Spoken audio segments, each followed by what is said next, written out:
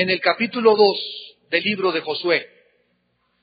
Estamos estudiando una serie que comenzamos hace 8 días, llamada Dios pelea nuestras batallas. Dios pelea nuestras batallas.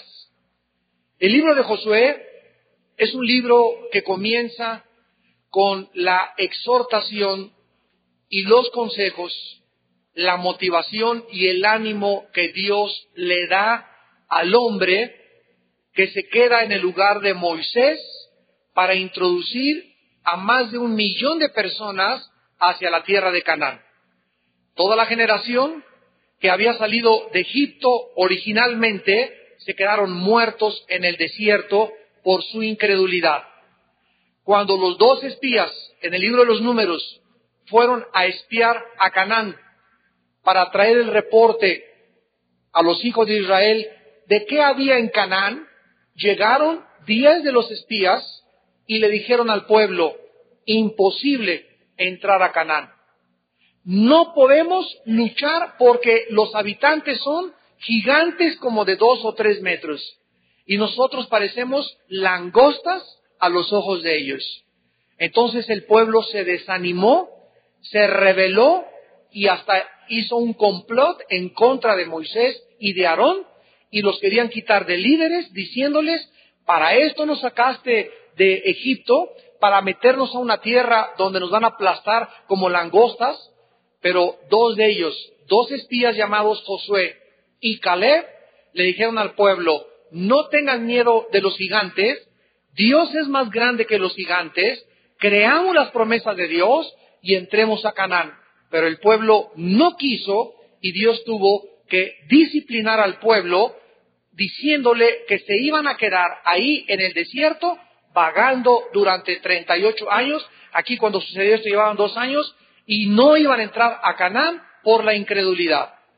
Esta es una de las lecciones más importantes que nosotros tenemos que entender en la vida cristiana. Nunca veas los obstáculos. Nunca veas a tus enemigos. Nunca veas las cosas que se oponen para que tú realices algo.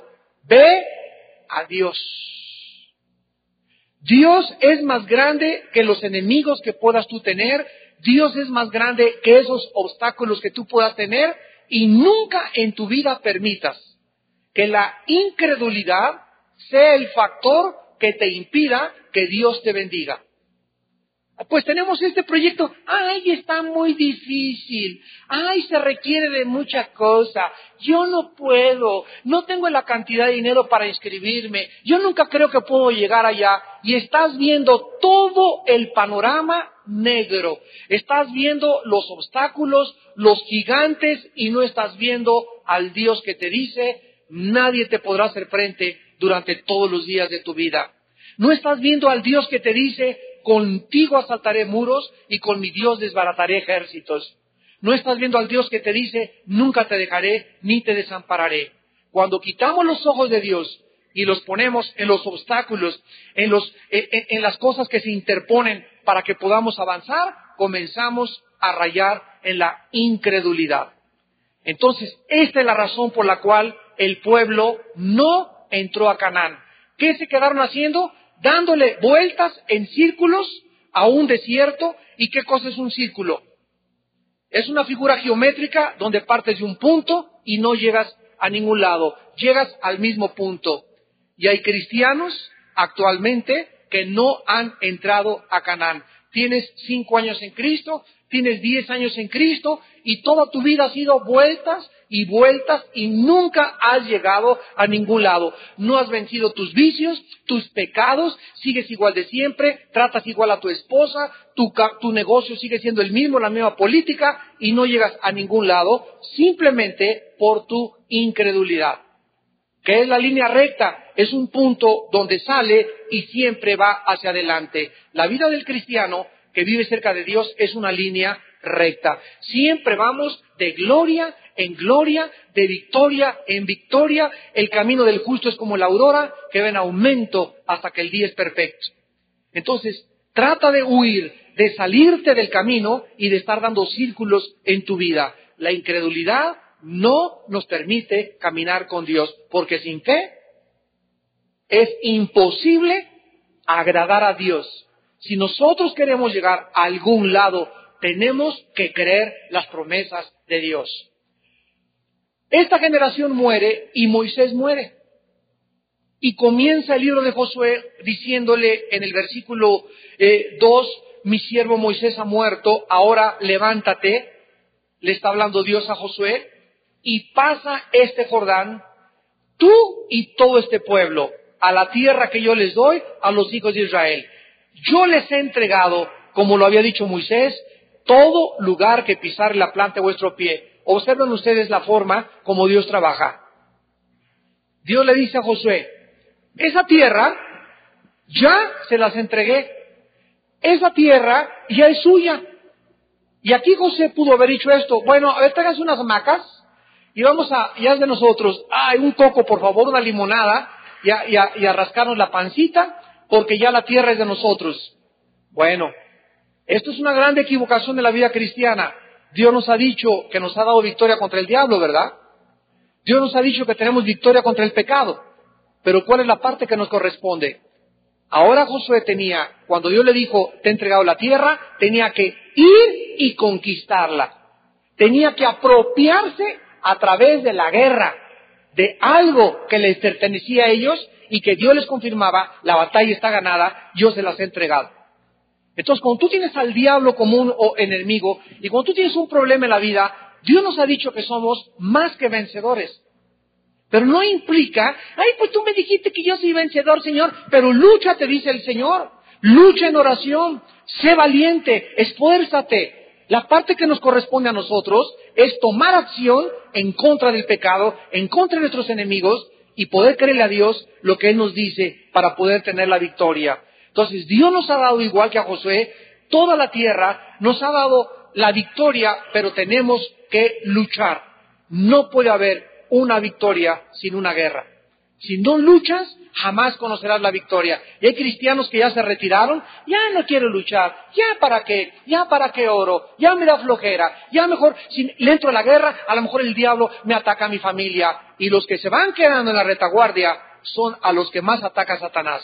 No a los que van enfrente, a los que van enfrente, claro que los ataca, pero tenemos más probabilidades de salir de vencedores porque Dios está con nosotros. Pero si te quedas en la vida cristiana, en la retaguardia, hasta atrás del ejército de Dios, no sabes cómo Dios desbaratará tu casa y todo lo que tú tengas a través de Satanás. ¿Por qué? Porque Satanás está buscando a los cristianos débiles.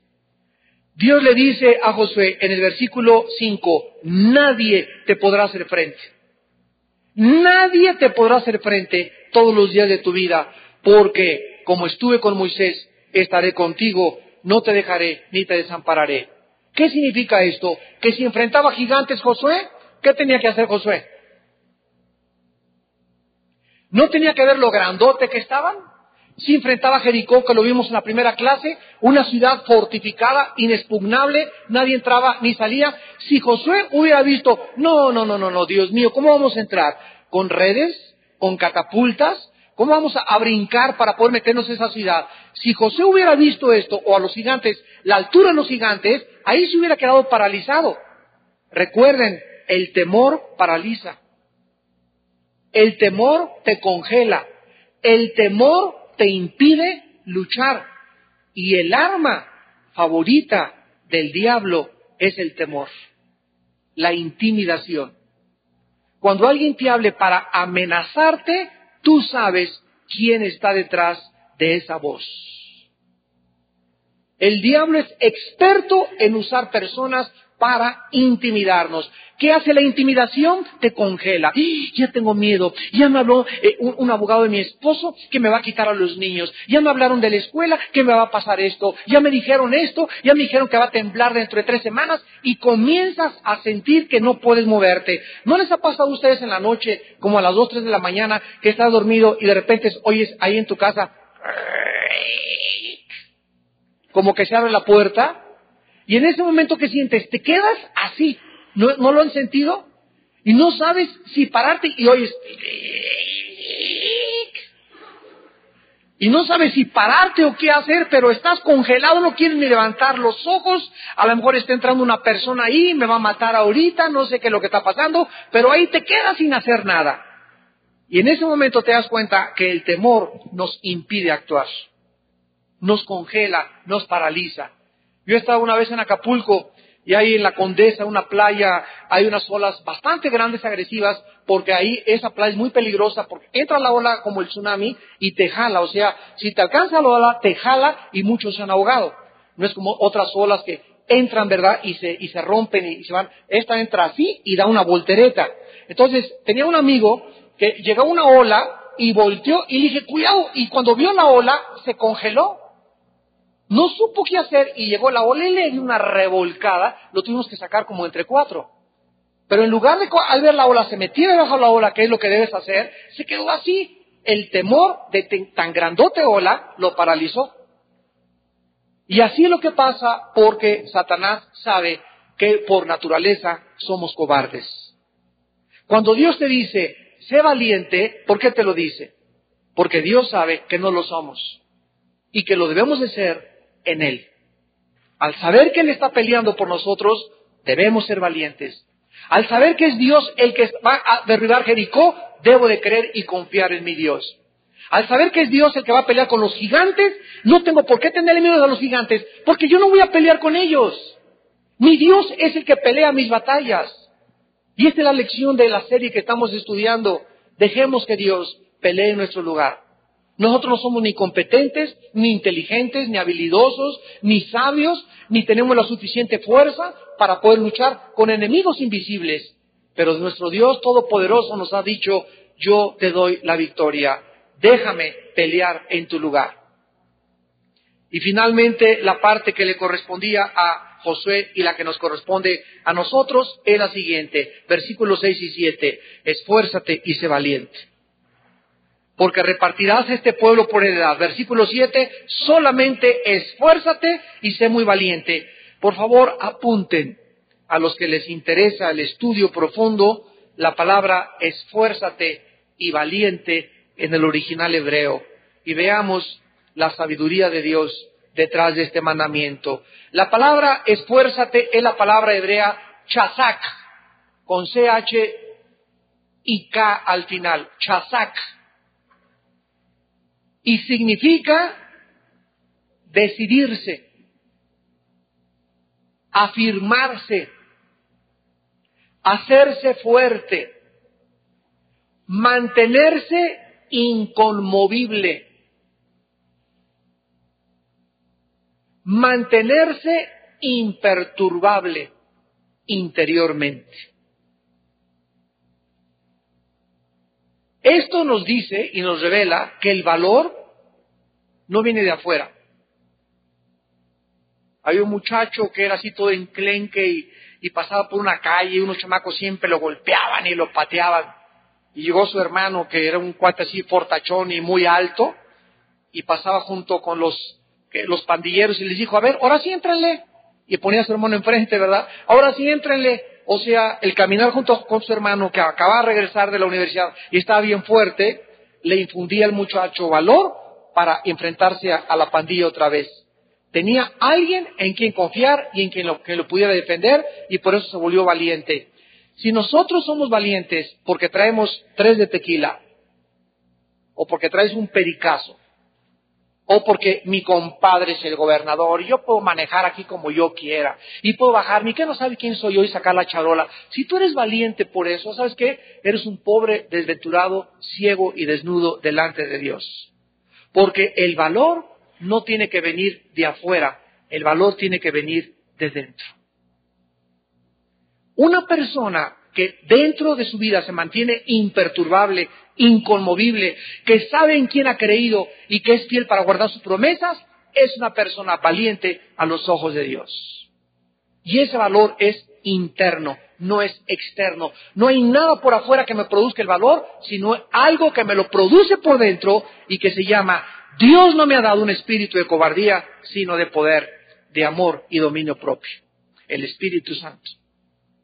Es el Espíritu Santo el que nos da ese valor y ese esfuerzo. Y la palabra valiente es la palabra hebrea amatz. Amatz. A-M-A-T-S. Y significa mantener la serenidad interior. ¿Cuál es nuestra parte en la guerra? Para que Dios pelee por nosotros, decidirnos. Ya, amado hermano, hermana, ya es hora que te decidas a quién quieres servir. Es que mi familia me dijo que si no iba a la religión de ellos, ya no me dejaban hablar. Decídete a quién quieres agradar. Es que en la escuela me dijeron que si a mi hijito no lo disfrazaba de changuito en Halloween o de bruja, pues lo iban a reprobar. Decídete a quién le quieres creer, a Dios o a los maestros de tus hijos. Es que mis compadres me dijeron que en Navidad, si no me echaba una cuba con ellos, era un religioso fanático y hasta me dijeron que a lo mejor era pariente de Juan Gabriel. Decídete a quién quieres agradar, a tus amigos, a tus compadres, a tus familiares, a tus maestros o a Dios. Pero llega el momento en la vida en la que te vas a tener que decidir porque no puedes servir a dos amos. Y esto es lo que Dios quiere que nosotros tengamos el valor de hacer, de decidirnos y decir como en los tiempos de Elías. Elías se paró y le dijo al pueblo, escojan hoy a quién quieren creer. Si a Moloc, o a Baal, o a Dios. Y si Dios es Dios, sírvele. Y si no, regrésate con tus ídolos. Pero llega un momento de la decisión en tu vida y en mi vida en la que tenemos que hacer una decisión. No podemos estar así, entre dos mundos. El sábado en la noche, en la disco, con la jarra en la mano y la copa, y el domingo en la iglesia, santo, santo, santo. No puedes. Tienes en la vida que ya decidir qué es lo que quieres hacer con tu vida, a quién le vas a entregar tu corazón, cuáles son tus valores, cuáles son verdaderamente tus convicciones para vivir, porque tienes una sola vida y nos las gastamos y no la podemos emplear dos veces. La vida que tú te gastes, la gastas una sola vez, recuérdalo, porque vivimos una sola vez. Después de todo esto, ya entonces vimos que Dios le da la estrategia a Josué para derribar a Jericó. Y entonces en el capítulo 2, que es el que vamos a estudiar esta noche, Josué manda a unos espías a Jericó para que investiguen cómo está la ciudad, cómo pueden ellos realmente entrar, y encontramos esta historia que vamos a leer y estudiar a continuación. Capítulo 2 de Josué. Josué, hijo de Num, envió desde Sittim 2 espías secretamente diciéndoles, andad, reconoced la tierra, y a Jericó. Y ellos fueron y entraron en casa de una ramera que se llamaba Rahab, y posaron allí. Y fue dado aviso al rey de Jericó, diciendo, he aquí que hombres de los hijos de Israel atan a espiar la tierra. Entonces el rey de Jericó envió a decir a Rahab, saca a los hombres que han venido a ti y han entrado a tu casa, porque han venido para espiar toda la tierra. Pero la mujer había tomado a los 2 hombres y los había escondido, y dijo, es verdad que unos hombres vinieron a mí, pero no supe de dónde eran. Y cuando se iba a cerrar la puerta, siendo ya oscuro, esos hombres se salieron y no sé a dónde han ido. Seguidlos aprisa y los alcanzaréis. Mas ella los había hecho subir al terrado y los había escondido entre los manojos de lino que tenía puestos en el terrado. Y los hombres fueron tras ellos por el camino del Jordán hasta los vados. Y la puerta fue cerrada después que salieron los perseguidores. Antes que ellos se durmieran, ella subió al terrado y les dijo, sé que Jehová os ha dado esta tierra, porque el temor de vosotros ha caído sobre nosotros, y todos los moradores del país ya han desmayado por causa de vosotros. Porque hemos oído que Jehová hizo secar las aguas del Mar Rojo delante de vosotros cuando salisteis de Egipto, y lo que habéis hecho a los 2 reyes de los amorreos que estaban al otro lado del Jordán, a Sehón y a Og, a los cuales habéis destruido. Oyendo esto, ha desmayado nuestro corazón, ni ha quedado más aliento en hombre alguno por causa de vosotros, porque Jehová vuestro Dios es Dios arriba en los cielos y abajo en la tierra. Os ruego pues ahora que me juréis por Jehová, que como he hecho misericordia con vosotros, así la haréis vosotros con la casa de mi Padre, de la cual me daréis una señal segura. Al que quiera subrayar eso es muy importante. Una señal segura. Denme una señal segura. Y salvaréis la vida de mi padre, mi madre, mis hermanos, hermanas, y todo lo que es tuyo, y que libraréis nuestras vidas de la muerte. Esta mujer ramera, Rahab, es increíble, y en esta noche nuestro tema es la gracia salvadora. La gracia salvadora. Con la serie Dios pelea nuestras batallas. Cuando nosotros vemos la genealogía de Cristo, o sea, si tú en tu árbol genealógico supieras que tu tatarabuela fue ramera, ¿te avergonzarías? Como que nos sentimos así, ¿verdad? Como que ¿no te gustaría que mi tío fue mi padrino el mocho orejas? O mi abuelo fue, ¿verdad?, un narcotraficante, o mi mamá fue la jefa de la zona roja de Toluca, etcétera, etcétera. Pero escuchen, en la ascendencia de Jesucristo, el Hijo de Dios, se encuentra Rahab la ramera. Si vemos la ascendencia de Cristo, vemos que Cristo descendía de acuerdo a la carne y tuvo en su generación, en su árbol genealógico, a una ramera llamada Rahab. El profeta Habacuc, en el capítulo 3, versículo 2, dijo: en la ira acuérdate de la misericordia.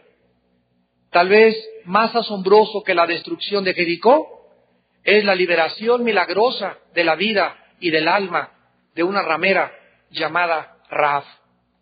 Jericó cayó cuando entró el ejército de Josué, pero le salvó la vida.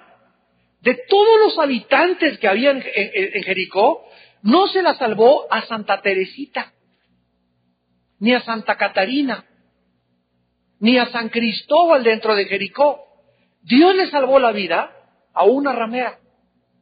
Tal vez la mujer que era considerada la peor ahí en Jericó por las personas, la más despreciada, la marginada, ¿verdad? La más inmunda, la mujer más inmoral. La salvación de esta mujer en esta noche nos da testimonio acerca del poder y de la gracia salvadora que puede transformar a cualquier pecador. No importa lo que hayas hecho en tu vida, en un santo y en un guerrero de Dios. Si nosotros ponemos a Judas aquí en este lado y ponemos al apóstol Pablo aquí de este lado y los juzgamos de acuerdo a nuestra justicia, vamos a ver, ¿qué hizo Judas? Judas cometió alta traición y se fue al infierno para siempre. Y Pablo mató cristianos, persiguió cristianos y los asesinó y está en el cielo. ¿Cuál es la diferencia entre Judas y entre Pablo?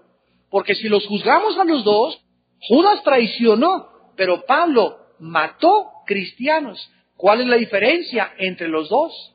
En que uno, aunque sus pecados no fueron tan grandes, no quiso creer en la gracia salvadora. Y el otro, que tenía 500 pecados peores que el otro que pecó menos, creyó en la gracia salvadora. Y Cristo le dijo a los fariseos de su época que no cometían adulterio, que no robaban, que iban a misa, que tenían ante la gente un testimonio respetable. Cristo les dijo: las rameras y los borrachos van delante de ustedes al reino de mi Padre. En la cruz del Calvario, junto a Jesús, no estaba San Cristóbal ni tampoco San Chabelo. Estaban dos asesinos ante los ojos del pueblo. Y ahí estaban al pie de la cruz los fariseos, los religiosos. Ese hombre asesino, secuestrador, asesino y todo. Y se voltea y le dice a Jesús: acuérdate de mí cuando vengas en tu reino.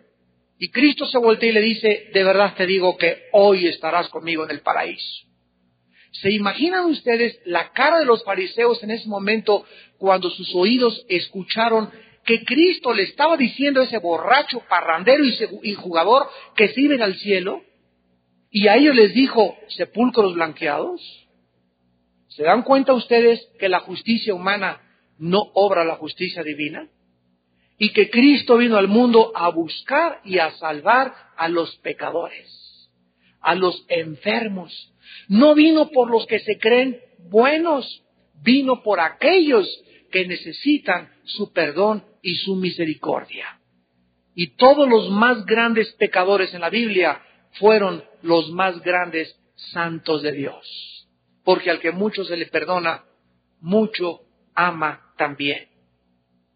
Esta mujer, pues encontramos que fue una lección a Israel y a nosotros.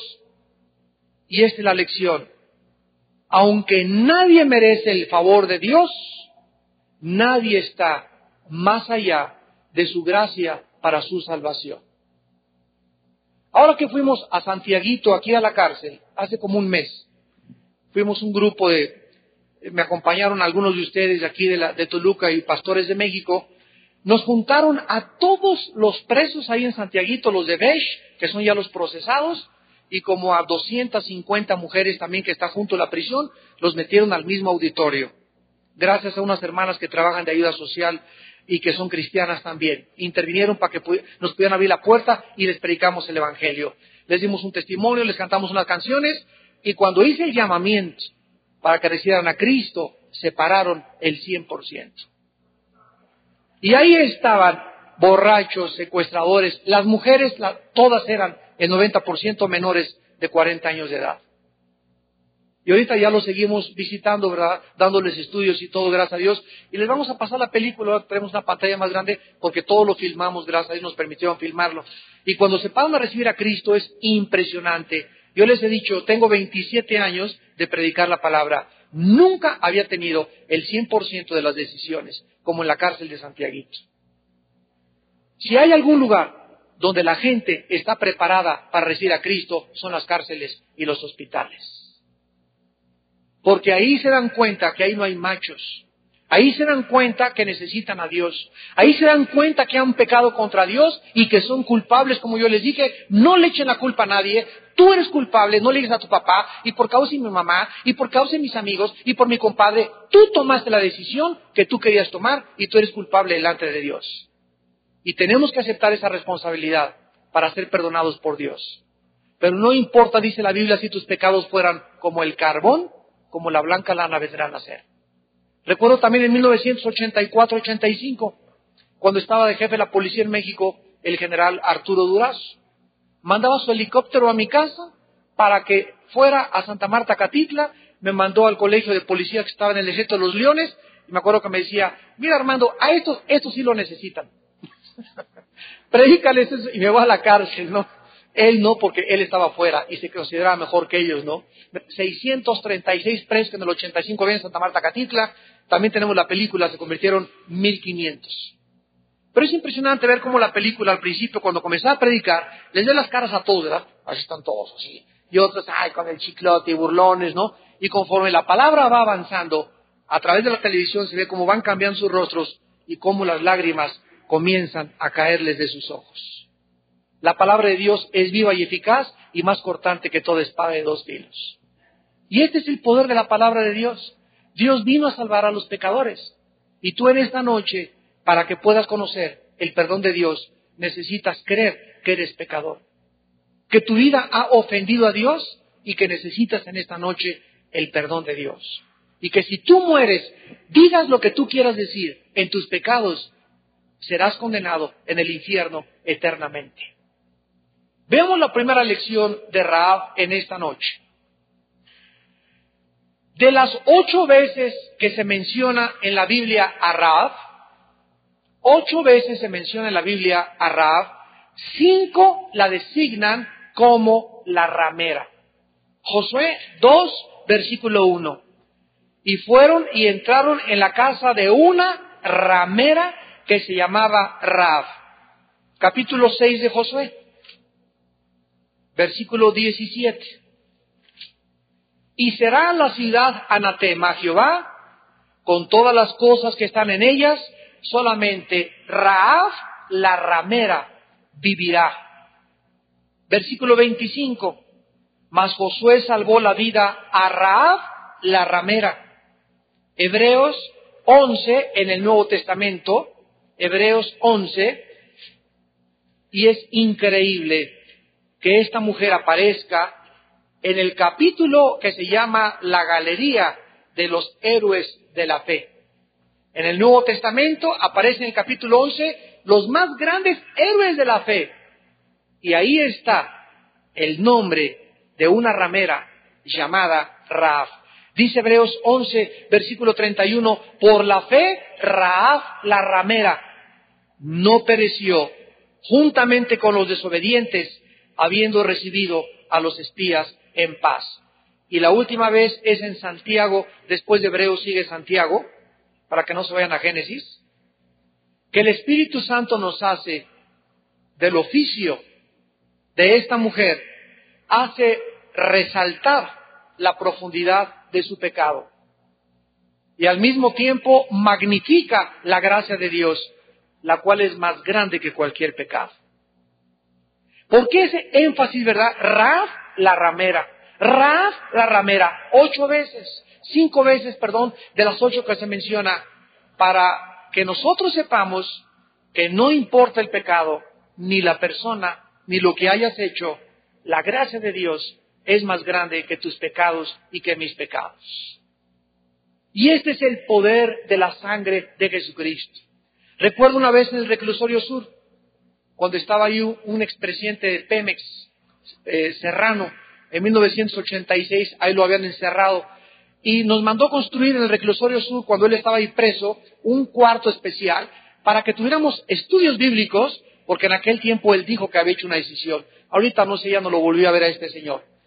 Pero en esa ocasión, cuando se convierte este señor, se levanta un muchacho de 26 años y me dice, señor Alducin, ¿cómo puede Dios perdonarme? Usted no sabe lo que yo he hecho. Y le dije, ¿qué has hecho? Me dice, he matado a 26 personas. Y tenía él 25 años de edad. Y dice, cuando yo salí de Veracruz, a los 12 años, maté en un mercado, accidentalmente a un muchacho, lo apuñalé. A los 14 años, maté de un balazo, me había comprado una pistola un padrino mío, que era gatillero de un político, y maté a otra persona. A los 16 años, señor Alducin me dijo, yo mataba sin sentir lo que estaba haciendo. Ya no tenía conciencia de matar. Mataba como si remojara una concha, me la comiera y me limpiara la boca y dijera, no he hecho nada. Y así maté, me contrató un político como su gatillero particular. Y llegué a México a matar a una persona. Y venía en el periférico, se me atravesó en un coche y saqué una pistola y le vacié la 38 que traía Smith & Wesson. Y por ese crimen estoy en la cárcel. No por los 24 anteriores, sino por el que maté en el periférico porque se me atravesó. O sea, lo capturaron por un crimen, no por los 24 anteriores que traía en su lista el angelito. Y le contesté y le dije, no importa la cantidad de personas, en la sangre de Cristo hay perdón.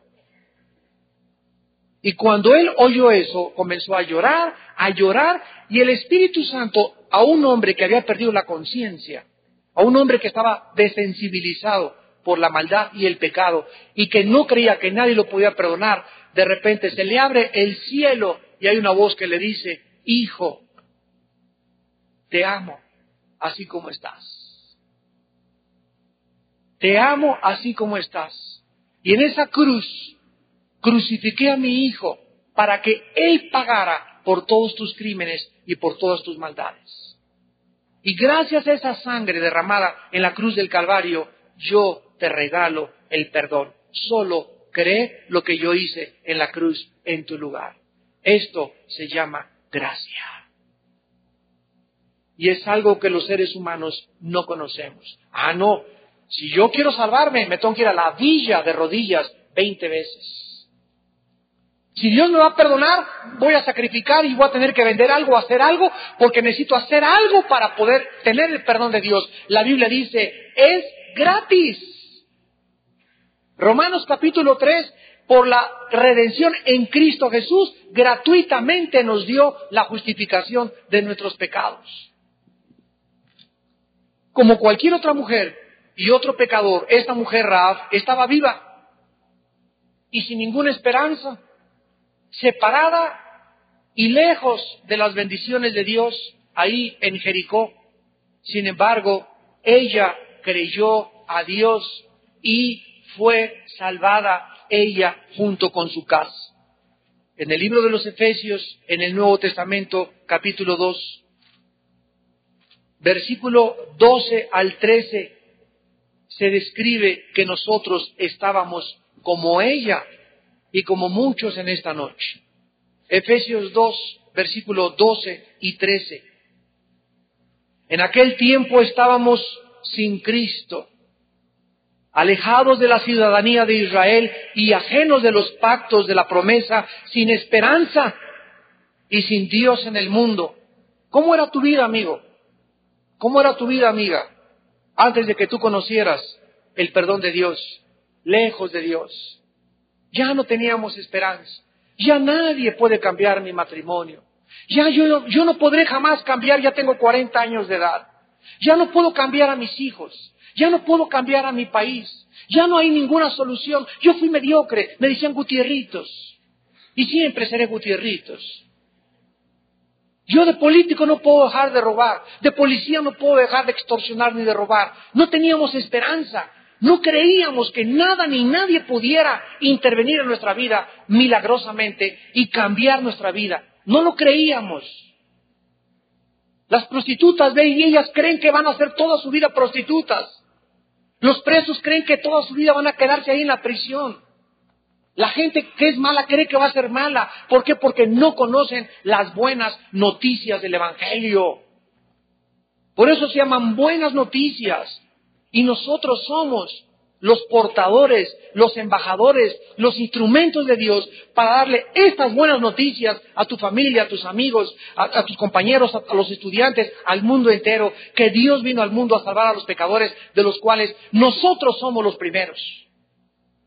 Ya que ante Dios, ¿verdad?, no hay acepción de personas. Lejos de la gracia de Dios, lejos de los pactos, pero ahora en Cristo Jesús.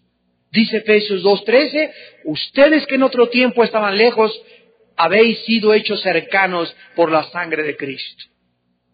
Ahora nos hemos acercado a Dios. Ahora nos hemos dado cuenta que hay un Dios que puede cambiarnos, que puede transformarnos. Claro que toma tiempo la transformación, pero ya tenemos una esperanza, algo por lo cual vivir en esta vida. Y no que la muerte te sorprenda en la noche, y que la muerte te sorprenda mañana, y que despiertes después de la muerte, te encuentres a Dios como tu juez y como tu salvador, y le digas, es que yo no creí que tú vivías y que tú eras real.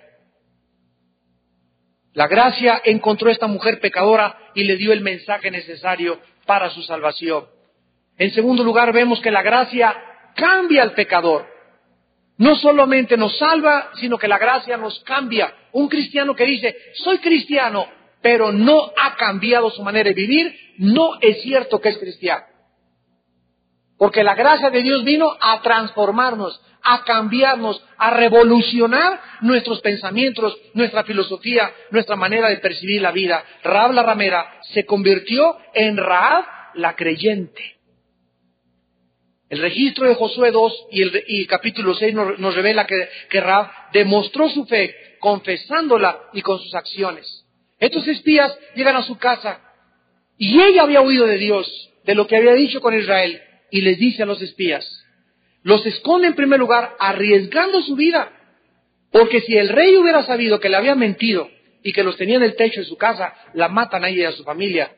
Entonces ella se arriesgó por Dios. La fe siempre implica un riesgo. Siempre, siempre, siempre. Tienes que arriesgar algo. Y si no arriesgas nada, nunca vas a ganar nada. ¿Qué te vas a arriesgar? Que la familia te va a dejar de hablar. ¿Qué te vas a arriesgar? Persecución en tu trabajo. ¿Qué te vas a arriesgar? Tal vez que te quites ese trabajo por ser cristiano, pero a la larga Dios te recompensa 100 veces más. Pero si tú no tomas ese riesgo, es mentira que has creído en Dios. La persona que cree en Dios se arriesga porque es valiente para tomar ese riesgo, como lo hizo Rahab. Y entonces ellos, al ver que ella había arriesgado su vida, ella les dijo, por favor, cuando vengan a atacar Jericó, denme una señal segura de que yo voy a ser perdonada. Ellos le dijeron, pon un cordón de grana rojo asomado por tu ventana, y cuando vengamos a atacar Jericó, va a ser la única persona a la que vamos a perdonar y a toda tu familia. La gracia salvadora nos cambia porque Rahab primero reconoce el poder de Dios. Regresemos a Josué para terminar capítulo 2, versículo 10.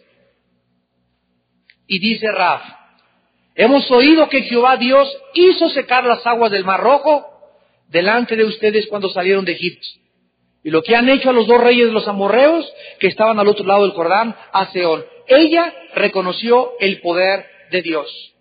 Número 2, versículo 11, reconoció la gloria de Dios. Oyendo esto, dijo Rahab, ha desmayado nuestro corazón, ni ha quedado más aliento en hombre alguno por causa de ustedes, porque Jehová vuestro Dios es Dios arriba en los cielos y abajo en la tierra. Y en tercer lugar, reconoció la misericordia de Dios. Versículo 12, les ruego que me juren que harán misericordia con ustedes como yo la hice con ustedes. Esto es algo que tenemos que entender porque Rahab demuestra su fe por lo que hizo, esconde a los espías y con esta arriesgada acción ella valoriza más la palabra de Dios que su propia vida. Tú tendrías que hacer en esta noche lo mismo. Tienes que creer que Dios es más poderoso que las cosas que el mundo te ofrece. Tienes que creer que Dios es misericordioso y el diablo te va a decir esta noche, no, Él no te va a perdonar porque enterraste a tu abuelita en el jardín de tu casa. Aunque tengas a tu abuelita enterrada en el jardín, aunque hayas matado a tu perro el Fido, aunque hayas matado 25 personas, aunque hayas abortado 4 abortos, aunque hayas hecho a tu mamá, la abandonaste, dejaste a tu esposa, a tus hijos, hay perdón en la gracia de Cristo. Y Dios te da la oportunidad en esta noche de volver a comenzar otra vez. Y de volver a levantarte de la situación de muerto, de muerta, donde te encuentras y decirte, yo soy la resurrección y la vida. Y he venido para decirte que así como cambié a Rahab, puedo cambiar en esta noche también tu vida. Oremos.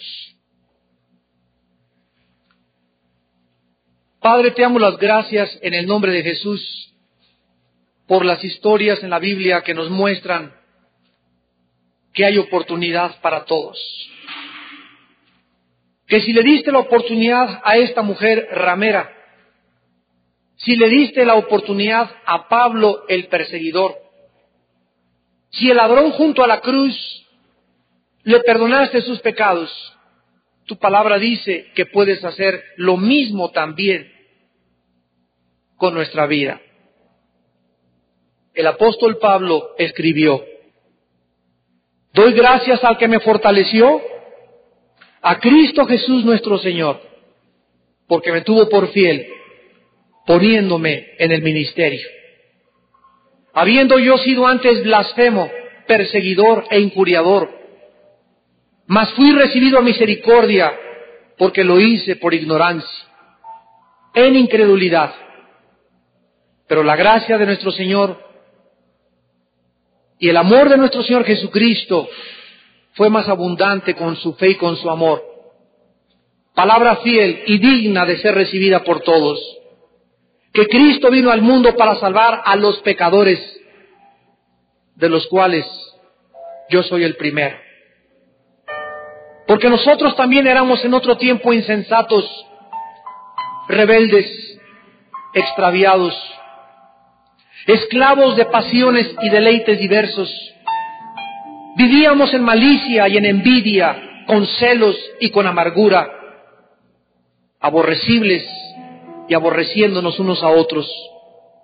Pero cuando se manifestó la bondad de Dios nuestro Salvador y su amor para con nosotros nos salvó. Nos salvó no por obras de justicia que nosotros hubiéramos hecho, sino por su misericordia, por el lavamiento de la regeneración y por la renovación en el Espíritu Santo, el cual derramó en nosotros abundantemente por Jesucristo nuestro Salvador, para que justificados por su gracia, viniéramos a ser herederos conforme a la esperanza de la vida eterna. En esta noche tal vez haya personas que aún no han conocido esta gracia maravillosa del Salvador. Y así como estás en esta noche, quiero decirte que no viniste por accidente. No es una coincidencia que en esta noche Dios te haya traído a escuchar las buenas noticias que te está esperando.